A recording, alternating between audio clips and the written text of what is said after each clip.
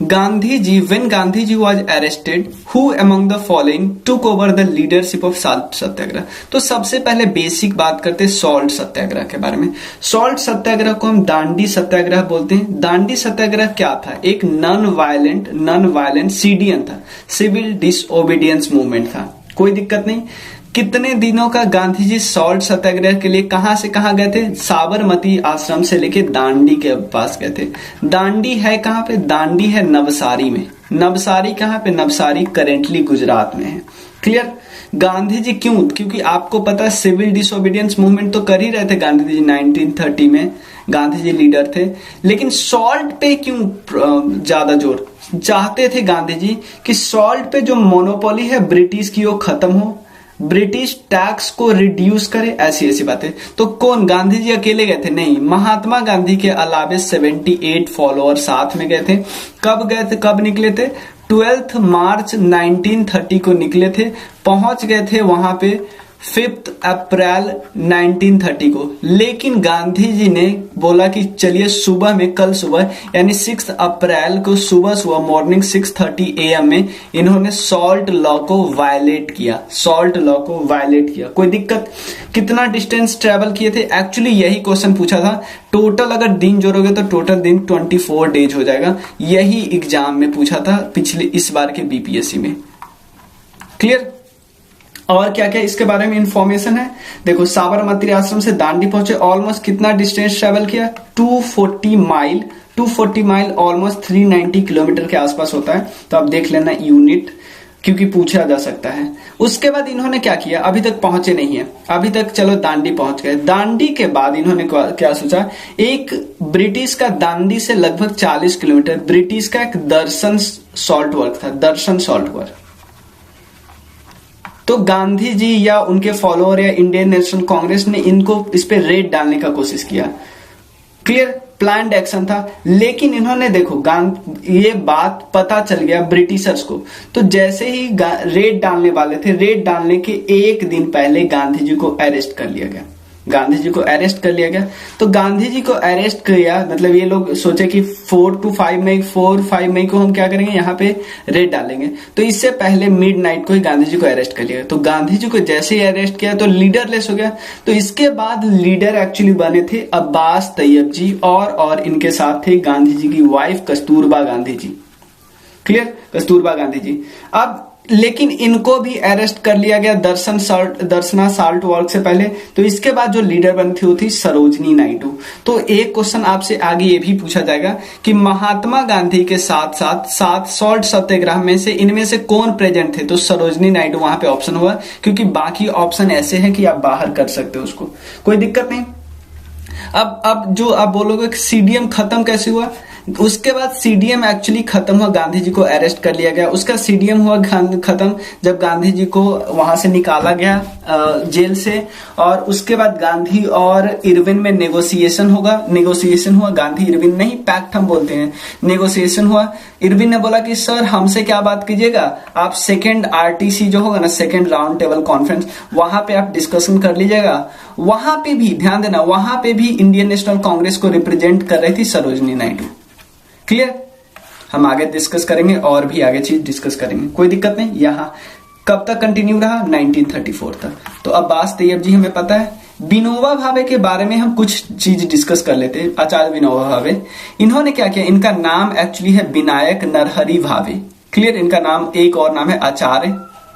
Clear? भूदान movement के लिए बहुत पॉपुलर है। इनको एक्चुअली रमन मैग्सेसे अवार्ड भी मिला, जो अभी अवार्ड नहीं रवीश कुमार को मिला था, वही अवार्ड इनको मिला हुआ है। और इनको भारत रत्न भी मिला है 1983 में।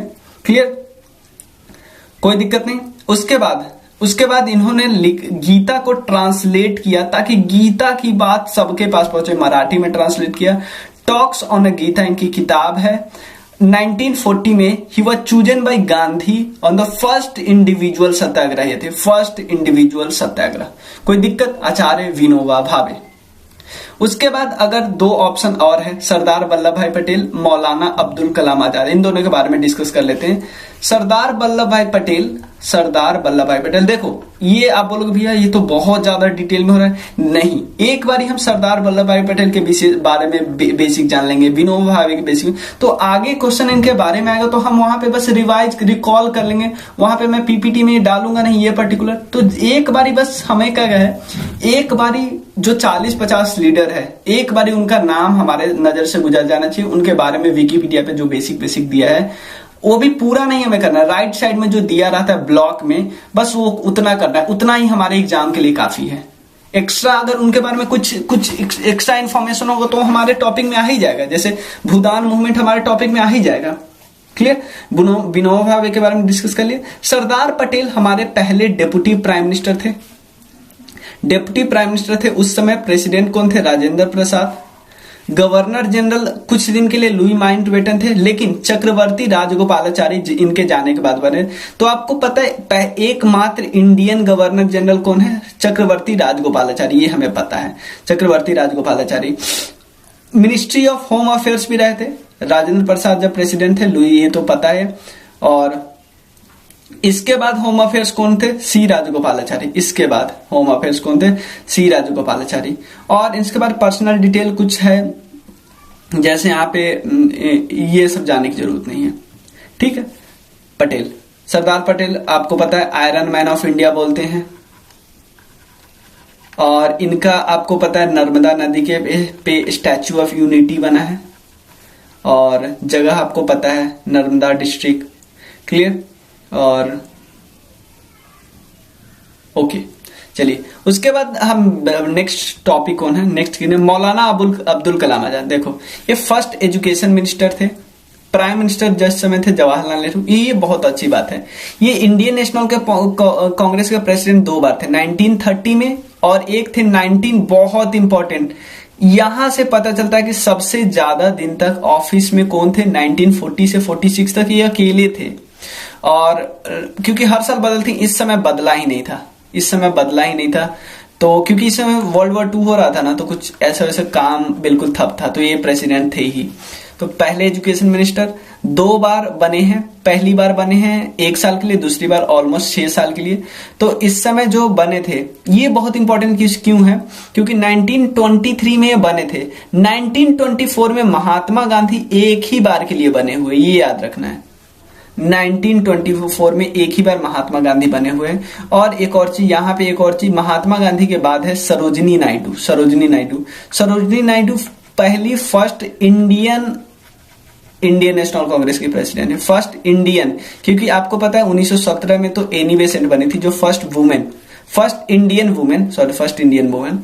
और इसके बाद कौन बने थे, इसके बाद जैसे ये हटे थे प्रेसिडेंट, ये हटे थे दूसरी बार, तो जेबी कृपलानी बने थे। J B Kripalani actually last Indian National Congress के प्रेसिडेंट थे, क्योंकि इसके बाद तो उसके बाद तो वो पूरा प्रॉपर पार्टी हो गया ना, क्योंकि यहाँ पे तो पावर अब ट्रांसफर हो गया ना, ठीक। अबे कोई चलो, और इंडियन नेशनल कांग्रेस कोई दिक्कत नहीं, इनको भी भारत रत्न मिला हुआ है। चलो एक क्वेश्चन हो गया, पहला क्वेश्चन हुआ, लेकिन कितने इंफॉर्मेशन हमें पता चले इसे आपको पता चला, क्लियर। और ये आपको जगह देख लो, ये बहुत अच्छी लाइन लिखी हुई, इसलिए मैंने विकिपीडिया दी थी। You must not use any violence, Gandhi ji का लाइन है, under any circumstances you will be beaten, आपको चोट लगेगी, आपको मार लगेगी, but you must not resist, you must not even raise your hand to ward off blows. Soldier began curbing the satyagrahi with steel tipped lathi से मारते थे, और ये इससे पूरा इंटरनेशनल अटेंशन आ गया था, ब्रिटिशर्स की थू थू होने लगी थी, ऐसी सी बात है। नेक्स्ट है, इन व्हिच सेशन, किस सेशन में कांग्रेस ने डिमांड किया Purna Swaraj was accepted as aim of the Congress, किस सेशन में। तो इस सेशन कौन सा सेशन है आपको पता है, कलकत्ता नहीं, मद्रास नहीं, नागपुर नहीं, लाहौर, ठीक। चलो तो लाहौर सेशन के बारे में और थोड़ा कर लेते हैं। इन्होंने पूर्ण स्वराज डिक्लेरेशन किया, देखो पूर्ण स्वराज डिक्लेरेशन किया। एक्चुअली जो मीटिंग हुआ था वो कब हुआ था आपको पता है, मीटिंग हुआ था 31 दिसंबर 1929 को लाहौर में। कौन सी रिवर है वहां, रवि रिवर के किनारे, जो अभी पाकिस्तान में है, यहां पे मीटिंग हुआ। इसके बाद इन्होंने बोला कि हम लोग अपना कंप्लीट इंडिपेंडेंस डे बनाएंगे 26 जनवरी 26 जन 1930 को। दोनों में कंफ्यूज नहीं हुआ, मीटिंग ही हुआ, लेकिन डेट कौन सा फिक्स हुआ कि ये वाला डेट 26 जनवरी 1930 को। और इस समय फ्लैग ऑफ इंडिया लहराया गया और लोगों को अर्ज किया गया कि आप 26 जनवरी को इंडिपेंडेंस डे मनाएं। समझ गए ना? कोई दिक्कत? यहां तक कोई दिक्कत नहीं है। Clear? Who was the leader of Bardoli satyagraha? Bardoli satyagraha भी एक टाइप का सत्याग्रह है। क्लियर? सत्याग्रह का मतलब क्या होता है? सत्याग्रह का मतलब आपको पता है? सत्याग्रह का मतलब होता है, देखो, सत्य। सत्य का मतलब ट्रूथ। ट्रूथ के लिए आप लड़ रहे हो, ट्रूथ के लिए कुछ भी कर रहे हो। तो आप देखो, ये हुआ कब? बरदोली सत्याग्रह 1928 को हुआ। ओके, हुआ क्या, यहाँ पे वैसे कोई प्रॉब्लम आती है, कोई कैलेमिटी जाती है, तो टैक्स को उस समय बढ़ाना बहुत ही गलत बात है ना। लेकिन उन्होंने उस समय टैक्स बढ़ा लिया था ऑलमोस्ट 22%। लेकिन बार बार सरकार पे दबाव, जो आम लोगों की दबाव सरकार पे आती थी, सरकार बात फिर भी नहीं मान रहे थे। उसका पिटीशन, उसका लोग गए पटेल साहब के पास, पटेल साहब ने इसको मनवा लिया है एक्चुअली। तो इसके बाद से वुमेन लोग इनके नाम के आगे जोड़ने लगी सरदार। ठीक, कोई दिक्कत नहीं। चलो, और कुछ और इंफॉर्मेशन डिस्कस कर लेते हैं। एक नाम यहाँ पे मुझे आया है, आचार्य कृपलानी। तो एक एक बारी डिस्कस कर लेते हैं। आचार्य कृपलानी, इनके बारे में एक चीज बहुत इंपॉर्टेंट है। इनकी दो पॉलिटिकल पार्टी थी, एक तो इंडियन नेशनल कांग्रेस तो थी, प्रजा सोशलिस्ट पार्टी। ये सिंपल एग्जाम में पूछा जा सकता है कि प्रजा सोशलिस्ट पार्टी के फाउंडर कौन थे, मतलब वो मेंबर थे आचार्य कृपलानी। फाउंडर आप देख लेना, क्योंकि फाउंडर मुझे याद नहीं है कौन है, फाउंडर आप देख लेना। इंडियन प्रेसिडेंट बने थे, इंडियन नेशनल कांग्रेस प्रेसिडेंट 1947 में, तो हम पहले ही देखे थे।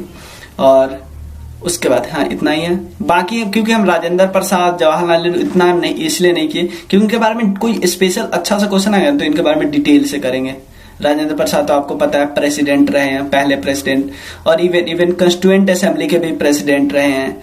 जवाहरलाल नेहरू तो हमारे पहले प्राइम मिनिस्टर रहे हैं, फॉरेन अफेयर्स मिनिस्टर रहे हैं।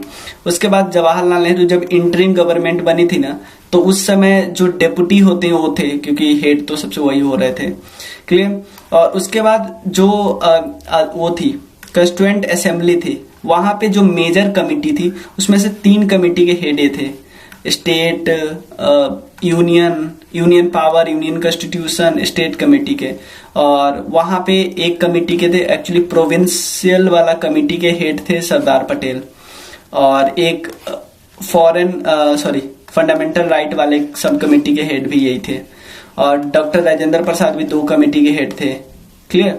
वो देख लेना। चलो, गो बैक टू वेदास। ये वेदा के बारे में आपको पता है, सबसे पुरानी वेदा है हमारी ऋग्वेदा, और उसके अलावा अथर्ववेदा, यजुर्वेदा, सामवेदा। तो एक्चुअली अथर्ववेदा सबसे लास्ट वेदा है, अथर्ववेदा। क्लियर? इन तीनों को मिला के वेदा त्रयी बोलते हैं, वेदा त्रयी, क्योंकि स्टार्टिंग में जो अथर्ववेदा है उसको वेदा मानते ही नहीं थे। क्लियर? ऋग, यजुर, साम, अथर्वा साहब सबसे लास्ट में है। क्लियर? ठीक, तो वेद के बारे में हम थोड़ा बहुत और जान लेते हैं। ऋग्वेदा में आपको पता है हिम्स वगैरह के बारे में डिस्कशन होता है हिम्स में, और ऋग्वेदा में आपको पता है 10 मंडल है, ये भी आपको पता है। और ऋग्वेदा में जो 10th मंडल है, ध्यान देना, 10 तो मंडल है ना, जो 10th मंडल है, 10th मंडल में एक्चुअली पुरु सुक्ता के बारे में बात की गई। पुरु सुक्त की बात की। पुरु सुक्त में एक्चुअली क्या बात की गई पता है? जो वर्ण सिस्टम नहीं है, ब्राह्मण, क्षत्रिय, वैश्य, शूद्र, यहां पे बात की पुरु सुक्त ब्राह्मण है। क्लियर? और एक और चीज, जो 6 मंडल है, ध्यान देना, 10th मंडल है ना, उसमें जो 6 मंडल है, 6 टोटल 6, कहां से कहां तक? 2nd से लेके 7th तक, 2nd से लेके 7th तक, इसको हम गोत्र या वंशा मंडल भी बोलते हैं। गोत्र और वंशा मंडल। कौन सा मंडल जिसको लास्ट में ऐड किया गया? 1st और 10th को बाद लास्ट में ऐड किया गया, सब पता है। तो 3 को वेदा त्रय बोलते हैं। कौन कौन 3 है? अथर्वा वेदा को छोड़ के जो तीनों है उसको वेदा त्रय बोलते हैं, ट्रायो ऑफ वेदा। क्लियर? तो तीनों वेदा के बारे में देख लेते हैं। और सबसे पहले ऋग्वेदा में हिम्स लिखा है। हिम्स को रिसाइट किसने किया है? होत्री ने रिसाइट किया है। उसके बाद यजुर्वेदा में क्या है? यजुर्वेदा में लिखा है सैक्रिफिशियल प्रेयर के बारे में, सैक्रिफिशियल प्रेयर के बारे में। सामवेदा तो ऑब्वियसली म्यूजिक वाला है, चैंटिंग की बात करती है, चैंटिंग। और इसमें अथर्ववेदा में बात की मैजिकल फॉर्मूला की, कैसे चार्म्स को, स्पेल्स को, बीमारी को, डिजीज को, इस सबको कैसे भगाया जाए, उसकी बातें लिखी गई है। ठीक है, चलो तो गो बैक टू वेदास ये किस किताब में है, मतलब किसने बोला है? ऑब्वियसली दयानंद सरस्वती। तो इतने से हमारा क्वेश्चन नहीं बनेगा, मतलब इतने से क्वेश्चन बन जाएगा, लेकिन हमें और इन्फॉर्मेशन कलेक्ट करना है, और इन्फॉर्मेशन हम कुछ कलेक्ट कर लेते हैं। मैं बताता हूं और कुछ इन्फॉर्मेशन क्या क्या। सबसे पहले यहां पे सबसे पहले किन के बारे में हम डिस्कस कर लेते हैं? विवेकानंद के बारे में, या रामकृष्ण परमहंस के बारे में, और भी कुछ लोग के बारे में। जैसे देखो, तो हम 3 लोग, रामकृष्ण परमहंस, विवेकानंद, ज्योतिबा फुले और दयानंद सरस्वती, सबके बारे में हमने कुछ लिखा है। देखो दयानंद सरस्वती के बारे में, इनका स्टार्टिंग में एक क्वेश्चन आपसे ये भी पूछा गया है एक बारी, कि दयानंद सरस्वती का जो मूल नेम था, मतलब ओरिजिनल नेम वो क्या था? ओरिजिनल नेम था मूल शंकर तिवारी।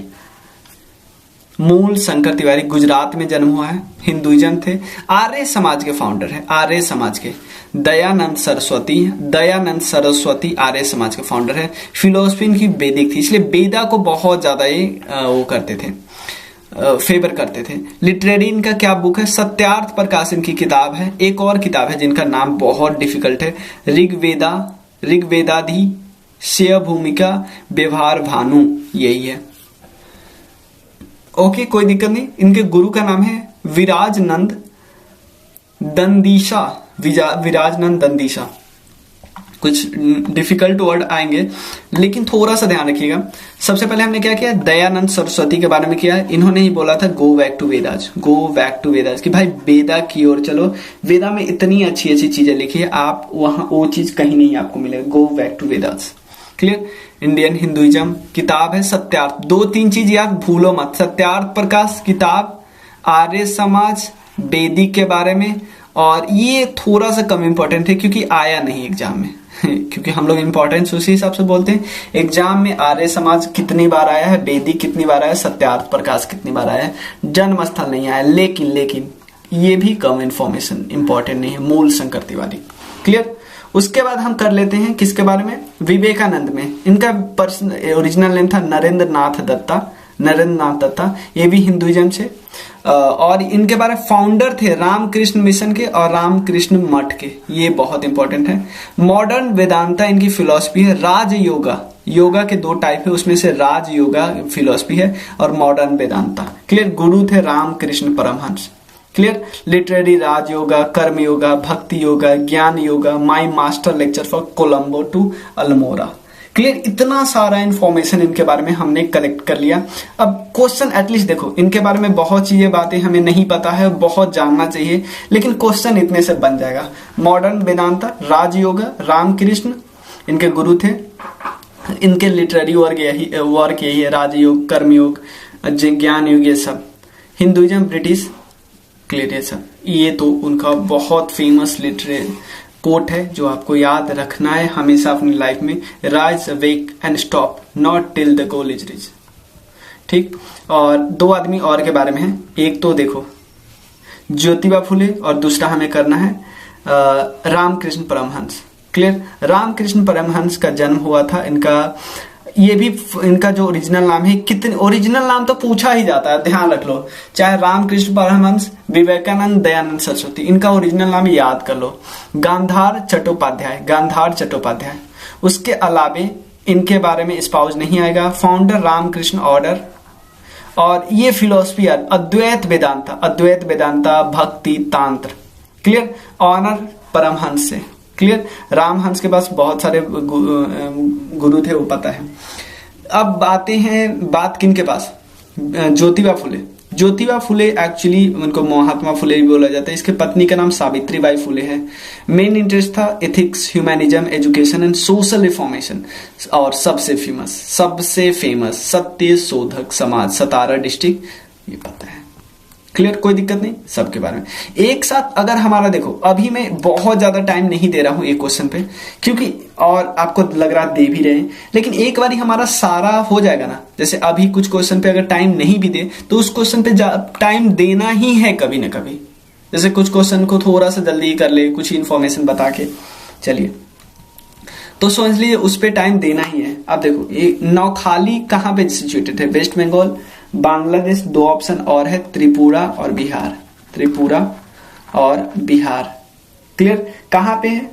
नौखाली एक्चुअली बांग्लादेश में, सबको पता है बांग्लादेश में। कहां पे फेमस कब हुआ था ये नाम? फेमस इन द सेंस कि इसका नाम चर्चा में कब हुआ था? जब डायरेक्ट एक्शन डे मुस्लिम लीग ने किया था। डायरेक्ट एक्शन डे आपको पता है 1946 को, 16 अगस्त, तब ये बहुत फेमस हुआ था। क्लियर। मुस्लिम लीग ने अपना मतलब मार काट से अपना डिमांड फॉरवर्ड किया था कि भाई अब चाहिए हमें आजादी अलग देश से। ये नौखाली है एक्चुअली, ठीक। वायलेंस 1947 वाले 6 वाले वायलेंस में 1970 और आजादी के समय जब पार्टीशन हो रहा था वहां पे वायलेंस देखने को मिला। एक बार जहां वायलेंस हो जाता है ना वहां होता ही रहते हैं।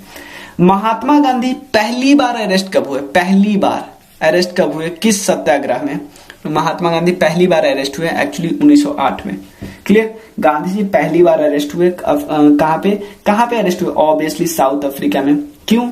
क्योंकि एक जो कंपल्सरी रजिस्ट्रेशन थी ना, कंपल्सरी रजिस्ट्रेशन एशिया के लोगों के लिए, जो जिसको हम ब्लैक एक्ट भी बोलते हैं, इसके खिलाफ इन्होंने किया था। तो 10 जैन 1908 को इनको अरेस्ट कर लिया गया और इनको 2 मंथ की जेल हुई। यही बात है। What was the basis of transfer of power to India in 15 अगस्त? भाई हाँ, क्यों इंडिया को 15? सबसे पहले पूर्ण स्वराज, इसके बारे में हमें नहीं पता। पूर्ण स्वराज ये नहीं है क्योंकि पूर्ण स्वराज को एक्चुअली क्या हुआ था? पूर्ण स्वराज 26 जनवरी 1930 को मनाया गया था। Clear, independence day. Clear. Meeting तो हुआ था 31 दिसंबर 1929 को ही। महात्मा गांधी ने क्विट इंडिया मूवमेंट स्टार्ट किया था। भाई ये भी नहीं है क्योंकि 9 अगस्त 1942 को स्टार्ट किए थे। एनिवर्सरी थी इंटरिम गवर्नमेंट की, ये भी नहीं है क्योंकि एनिवर्सरी इंटरिम गवर्नमेंट की कब थी? 2 सितंबर 1946। तो कौन सा होगा? ये क्वेश्चन करेक्ट है। Anniversary of the surrender of Japanese army before admiral Mountbatten. Mountbatten के सामने जापानीज आर्मी ने क्या किया था? सरेंडर किया था, उसकी एनिवर्सरी थी। Clear. Permanent revenue settlement of Bengal किसने इंट्रोड्यूस किया? परमानेंट रेवेन्यू सेटलमेंट सबसे पहले आपको पता है 1793 में आपको एक तो नाम और पता होगा, कॉर्नवालिस और मीड। क्लियर। तो कॉर्नवालिस, ठीक है, और हेस्टिंग, क्लाइव एक्चुअली जो पहले गवर्नर थे किसके? बंगाल के। कब? जब बैटल ऑफ प्लासी हुआ था 1757 में। क्लियर। देख लो, सबसे पहले जमींदारी कब किसने दिया था? Lord Cornwallis. Mahalwari William Bentinck और ryotwari Thomas Munro. McKenzie help कर रहे थे, सब में कोई यहाँ पे मीड हेल्प कर रहे थे, लेकिन नाम इनका इंपॉर्टेंट, ठीक है। 1793, 1792 और 1872 है। ये एक्चुअली थोड़ा डेटा गलत लिखा है यहाँ पे। 80 बाद में हुआ था, नहीं ये इससे पहले हुआ था। 1800 कुछ है क्योंकि सबसे पहले जमींदारी, फिर रैयतवारी, फिर महलवारी। जगह देख लिए, बंगाल, नॉर्थ मद्रास और बनारस। यहाँ पे आगरा, अवध और पंजाब सेंट्रल इंडिया पहले, इसके बाद ये हुआ था Madras, Bombay, Belur. Clear. Individual direct passage, ये होल विलेज वाला था case. Clear. Father of extremist movement in India. Father of extremist movement कौन थे? ऑब्वियसली इसके बारे में किसी को तो गलत हो ही नहीं सकता, बाल गंगाधर तिलक। बाल गंगाधर तिलक के बारे में और इंफॉर्मेशन डिस्कस कर लेते हैं। बाल गंगाधर तिलक को सबसे पहले सेडिशन चार्ज लगा था। क्लियर। और लगभग 1897 के आसपास। क्लियर। और जब रैंड को गिराया गया था क्योंकि वो प्लेग कमिश्नर थे, ठीक है। तो और उसके बाद बाल गंगाधर तिलक के होम रूल मूवमेंट इनके नाम से याद आता है, होम रूल मूवमेंट। 1908 में इनको जेल हो गया था, आपको पता है। इनको जेल हो गया था 1908 में, फिर 6 साल के लिए जेल, फिर होम रूल आए, और उसके बाद एनी बेसेंट और इन्होंने साथ मिलकर होम रूल, अलग अलग जगह पे होम रूल मूवमेंट किया। और उसके बाद इन्होंने क्या करवाया, ये जब दूसरी बार कांग्रेस में गए, क्योंकि यहाँ सूरत स्प्लिट हुआ था, मेन कारण ये भी हो सकते हैं सूरत स्प्लिट में, क्योंकि ये नहीं चाहते थे, ये चाहते थे कांग्रेस जो एक तो ना 2 ग्रुप थे ना एक्सट्रीमिस्ट, एक जो नरम दल थे, नरम दल का काम इनको पसंद नहीं आ रहा था। गोपाल कृष्ण गोखले समझ लो, इन दोनों में बहुत ज्यादा दुश्मनी थी। ये थे महात्मा गांधी के पॉलिटिकल गुरु, इवन जिन्ना के पॉलिटिकल गुरु, इन्होंने ही बुलाया था महात्मा गांधी को, तो 1915 में। मोतीलाल नेहरू जी से एक नेहरू रिपोर्ट आपको पता है, नेहरू रिपोर्ट में डोमिनियन स्टेटस आ गया था, जिसके कारण प्रॉब्लम में आ गए थे, जिनके कारण पसंद नहीं था जवाहरलाल नेहरू, सुभाष चंद्र बोस को। और वल्लभ भाई पटेल के बारे में इतना डिस्कस कर चुके हैं। नौखाली, ये तो हमने बता दिया। थ्रू व्हिच प्रिंसिपल और device did Gandhi ji strive to bridge economic inequalities. Gandhi ji क्या मतलब, through which device, Gandhi ji क्या चाहते थे, ये वाला ट्रस्टीशिप थ्योरी। ट्रस्टीशिप थ्योरी है, गांधी जी पॉपुलेटेड ये theory to social economic theory based on the principle of transforming the present capital order of society into egalitarian one. मतलब ये चाहते नहीं थे, ये इतनी नहीं चाहते थे कि इतना बड़ा बड़ा बिजनेस वगैरह ये सब कुछ हो, ये चाहते थे कि छोटा छोटा कॉटेजेस आए, छोटी छोटी इंडस्ट्री हो। तो ये इनका मेन था कि इक्वालिटी आए, इक्वालिटी। मशीन को ये एबॉलिश करने की बात करेंगे, विलेज इंडस्ट्री को एस्टैब्लिश करने की बात करते थे, लेकिन इनकी थ्योरी एक्चुअली थी trusteeship theory. Clear. Mahatma Gandhi को जो इंस्पिरेशन मिली थी सीडीएम के लिए, सीडीएम आपको पता है 1930 में सीडीएम से इसमें सॉल्ट सत्याग्रह किए थे, बहुत सारा इंफॉर्मेशन ऑलरेडी डिस्कस कर चुके उसके बारे में। कौन किनके इंस्पायरेशन से, एक्चुअली थोरू इनके एक्सप्लेनेशन इंस्पायरेशन से। क्लियर। और ये तो हमें पता है इम्पोजिंग। देखो एक्चुअली गांधी जी नहीं चाहते थे कि हम सीधा सीडीएम ला रहे। गांधी जी पहले उस समय जो वायसराय थे इरविन, उनको पहले इन्होंने 11 डिमांड दिया, 11 डिमांड, जिसमें आप सॉल्ट को, टैक्स को खत्म करो, और भी बहुत डिमांड। तो ये डिमांड अगर पूरा नहीं होगा ना, तब हम जाके सत्याग्रह कर देंगे, सीडीएम कर देंगे। ठीक है ना, ये बात है। पहले इंडियन जो सिलेक्ट हो गए इंडियन सिविल सर्विसेज में, ये इनका क्या नाम था, ये आपको पता होगा। कौन, क्या नाम था इनका? इनका नाम था सत्येंद्र नाथ टैगोर। इनके बारे में देख लेते हैं। सत्येंद्र नाथ टैगोर सिलेक्ट हुए 1863 में, और पहला इंडियन था जिन्होंने इंडियन सिविल सर्विसेज में। ये सेकंड एल्डेस्ट ब्रदर थे किसके? रविन्द्रनाथ टैगोर के, second eldest brother. Rabindranath Tagore वही इंसान है जिनको नोबेल प्राइज में लिटरेचर मिला है, एकमात्र इंडियन है। क्लियर। और लिटरेचर में नोबेल प्राइज अभी कुछ दिन पहले कैलाश सत्यार्थी जी को भी तो मिला था। और भी देखो, इनका टैगोर फैमिली से बिलोंग करते थे, सिविल सर्वेंट थे, सोशल रिफॉर्मर थे, ये हमें पता है। The system of communal electorate. अब देखो, आपने बोला, आपको लगेगा कि इनमें से किसी के बारे में आपने बताया नहीं। मैं सरोजनी नायडू के बारे में आगे बताऊंगा, लाला लाजपत राय के बारे में आगे बताऊंगा, सीआर दास के बारे में बताऊंगा। तो मेरे दिमाग में छप गया कि कौन से लीडर के बारे में अभी डिटेल में बताना है, क्योंकि एक बार सब लीडर के बारे में एक ही वीडियो में बनाने लगे तो फिर बहुत ज्यादा टाइम वाला वीडियो हो जाएगा। क्लियर। तो हमें कम से कम ट्राई करना है कि 30-40 क्वेश्चन एक लेक्चर में आए, एक लेक्चर में 30-40 क्वेश्चन आए, लेकिन इन्फॉर्मेशन तो वही है, जो 150 इन्फॉर्मेशन तो हो ही जाएगी ना। Clear. System of communal electorate कब इंट्रोड्यूस किया गया? ध्यान देना, इस एक्ट में पहली बार इलेक्शन वर्ड का यूज किया गया।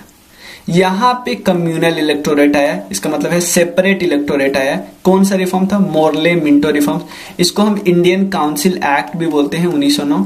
क्लियर। मोर्ले मिंटो, मोर्ले क्योंकि सेक्रेटरी थे, मोर्ले सेक्रेटरी थे, मिंटो एक्चुअली वायसराय थे, मिंटो, इसलिए इसको मिंटो को, ध्यान दीजिए, मिंटो को हम बोलते हैं father of communal electorate, father of communal government भी बोलते हैं। किसको? मिंटो के, मोर्ले को नहीं, मिंटो, मिंट इनको बोलते हैं।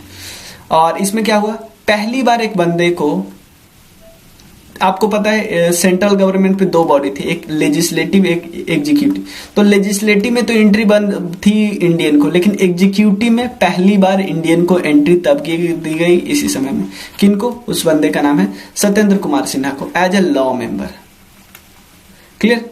1909 में की बात करें तो 1909 में पहली बार डायरकी गवर्नमेंट आई थी प्रोविंस में, लेकिन यहाँ क्योंकि इसके बाद साइमन कमीशन आया, साइमन कमीशन ने बोला कि भाई डायरकी गवर्नमेंट प्रोविंस में ठीक नहीं है, क्योंकि इससे प्रोविंस को आप ऑटोनॉमी नहीं दे रहे हो, तो डायरकी गवर्नमेंट को हटाना चाहिए। तो साइमन कमीशन के बाद पे अगली बार जो एक्ट आया था उसमें सेंटर में क्या कर दिया गया, डायरकी, लेकिन ये कभी अप्लाई नहीं हुआ, ये भी आपको पता होना चाहिए। साइमन कमीशन को विद्रोह कर रहे थे लाला लाजपत राय, लाला लाजपत राय को लाठी से मार के मौत कर दी हो गई इनकी, क्लियर। और 1928 के आसपास मिंटो को हम फादर ऑफ कम्युनल इलेक्टोरेट बोलते हैं। Who represented India in the second round table conference, किसने इंडिया को मतलब की किया represent second round table conference में, ये थी सरोजनी नायडू, क्लियर। इनके बारे में बता चुका हूं थोड़ा बहुत, और भी डिस्कस कर लेते हैं। सरोजनी नायडू यहाँ पे है, और उसके बाद यहाँ पे है कृपलानी जी, सुचेता कृपलानी जी, क्लियर। और इसके बारे में, और ये इनके दोनों के बारे में, सरोजनी नायडू, सुचेता कृपलानी, इनके बारे में, इन दोनों के बारे में भी हम आगे डिस्कस करेंगे जब आएगा दोबारा तक, क्लियर। तो सरोजनी नायडू के बारे में डिस्कस कर लेते हैं। पहली वुमेन गवर्नर और पहली वुमेन चीफ मिनिस्टर, दोनों अलग अलग नाम याद रख लिए, नायडू, कृपलानी, ठीक। यहां पे देखिए इन्होंने क्या हुआ, इन्होंने ऑफिस में कब बैठा, 1925 में, गांधी जी के जस्ट बाद महात्मा गांधी जी, इसके बाद तो अयंगर बैठे थे। और यहाँ पे देख सकते हो और क्या क्या इंफॉर्मेशन, कुछ भी नहीं, इसके अलावा कोई इंपॉर्टेंट इंफॉर्मेशन नहीं है। यूनाइटेड प्रोविंस में ही सबसे पहले वुमेन गवर्नर बनी थी, और यूनाइटेड प्रोविंस में ही सबसे पहले गवर्नर बनी थी, प्रेसिडेंट चीफ मिनिस्टर बनी थी वुमेन, क्या नाम था। और इन्होंने मेंबर की पार्लियामेंट बनी थी इतने समय तक, और एमएलए थी लेजिस्लेटिव काउंसिल में, और ये ज्यादा ध्यान नहीं रखना है। लेकिन ये सबसे पहली वुमेन चीफ मिनिस्टर, सबसे पहली वुमेन गवर्नर।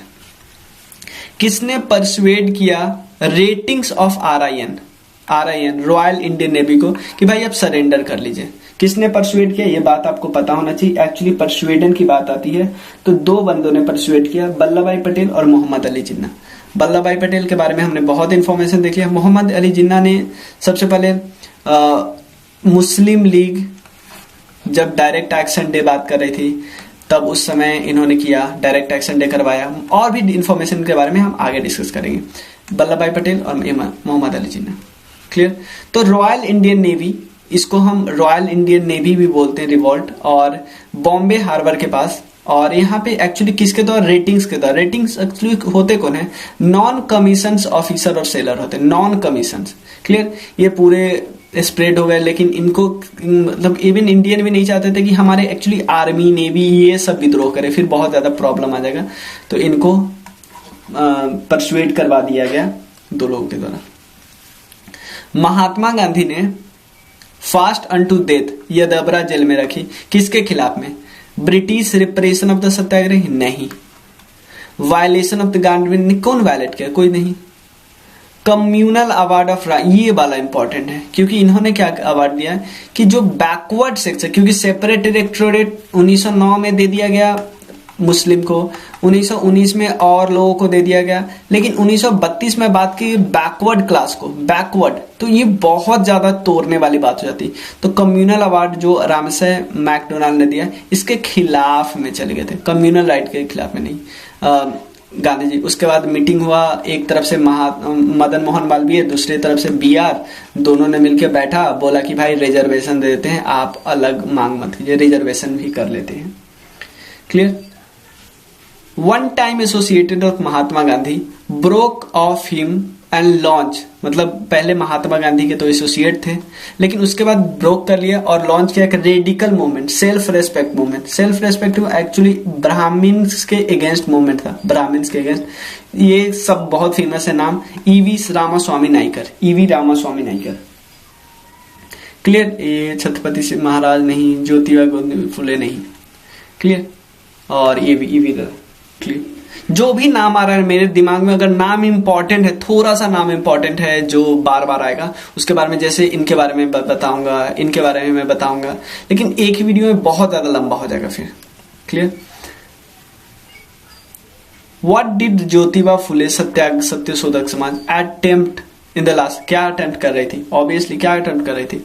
सेपरेट रिप्रेजेंटेशन नहीं भाई, saving the lower caste from hypocritical Brahmin and their opportunist scriptures, हो सकता है, मे बी। नेक्स्ट है attacking of the caste system led on the anti landlord and anti mahajan, नहीं ये तो बिल्कुल खराब, ये भी बिल्कुल खराब ऑप्शन है। और कास्ट सिस्टम को अटैक नहीं करते, ये बात इनको प्रॉब्लम नहीं थी, कास्ट सिस्टम में प्रॉब्लम नहीं था, ये प्रॉब्लम जो डिस्क्रिमिनेशन होता था उससे प्रॉब्लम था इनको, तो ए ऑप्शन करेक्ट है। क्लियर? तो सत्यशोधक समाज एस्टैब्लिश कब हुआ था? आपको पता है 1873 में। एम क्या था कि शूद्रा को जो लिबरेट किया जाए, बैकवर्ड क्लास को लिबरेट किया जाए, जो ब्राह्मण का हिपोक्रिटिकल जो स्क्रिप्चर है उनके बारे में, ठीक। और चलो नेक्स्ट करते हैं। In which of the following movement did Mahatma Gandhi make the first use of hunger strike? देखो 3 मूवमेंट गांधी जी का बहुत फेमस है, चंपारण, अहमदा, खेरा। चंपारण जो मूवमेंट था उसमें पहली बार सीडीएम का यूज हुआ, सिविल डिसोबीडियंस मूवमेंट, की उनकी बात को, उनके लॉ को आप अब फॉलो ना करो। उसके बाद हुआ अहमदाबाद में एक्चुअली मील स्ट्राइक था, तो वहां पे हंगर सत्याग्रह किए, हंगर सत्याग्रह, ठीक है। उसके बाद खेरा में एक्चुअली नॉन कोऑपरेशन मूवमेंट था कि आप कोऑपरेट ही नहीं करो, ठीक है। तो रॉलेट में ऐसा नहीं था, एक्चुअली अहमदाबाद का स्ट्राइक था। बरदौली में तो ये तो महात्मा गांधी थे ही नहीं, यहाँ पे तो वो थे पटेल साहब। नॉन कोऑपरेशन में 2 चीज इंपॉर्टेंट है, खिलाफत वाला और एक रॉलेट, ठीक। लास्ट क्वेश्चन है आज का, who led the salt Satyagraha movement with Gandhi? किसने? मैं ये पहले भी बता चुका हूं, सरोजनी नायडू। क्लियर? एनिमेशन आपको पता है, होम रूल, इनके बारे में आपको पता है, होम रूल। और 1970 में इंडियन नेशनल कांग्रेस की प्रेसिडेंट बनी थी, पहली वुमेन प्रेसिडेंट। क्लियर?